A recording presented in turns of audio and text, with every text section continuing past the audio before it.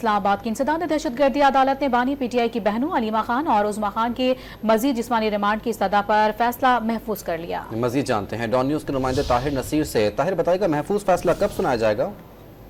جی دیکھیں، انسداد دہشت گردی عدالت اسلام آباد کے جج ابو الحسن ذوالقرنین نے علیمہ خان اور عظمیٰ خان کی جسمانی ریمانڈ کے اوپر فیصلہ محفوظ کر لیا، جو کچھ ہی دیر بعد سنایا جائے گا۔ تاہم اس دوران پروسیکیوٹر کی جانب سے 15 روزہ جسمانی ریمانڈ کی ابتدا کی گئی، جس پر عدالت نے استفسار کیا کہ علیمہ خان اور عظمیٰ خان کا کیوں ریمانڈ چاہیے، کیا ثبوت اکٹھے کرنے ہیں۔ اس میں پروسیکیوٹر نے موقع اپنایا کہ علیمہ خان عظمیٰ خان نے دیگر کارکنان کو میگا فون پر اشتعال دلایا، پتھراؤ کیا گیا پولیس کے اوپر۔ علیمہ خان عظمیٰ خان نے ویڈیو بنائی، موبائل فون برآمد کر رہے ہیں۔ تاہم اس دوران علیمہ خان نے عدالت میں یہ موقف اپنایا کہ میرا موبائل فون ان کے پاس ہے، یہ کہہ رہے ہیں لاک کھول دو، تو میں لاک نہیں کھول کے دے رہی۔ اس پر عدالت نے ریمارک دیا کہ آپ اپنی جان چھڑائیں، ٹیلی فون جو ہے اس کا لاک اوپن کر رہے۔ تاہم عدالت نے دلائل سننے کے بعد علیمہ خان اور عظمیٰ خان کے جو جسمانی ریمانڈ کی سزا ہے اس کے اوپر فیصلہ محفوظ کر لیا، اور یہ بھی موقف اپنایا گیا کہ علیمہ خان عظمیٰ خان نے ریاست مخالف منصوبہ بندی کی۔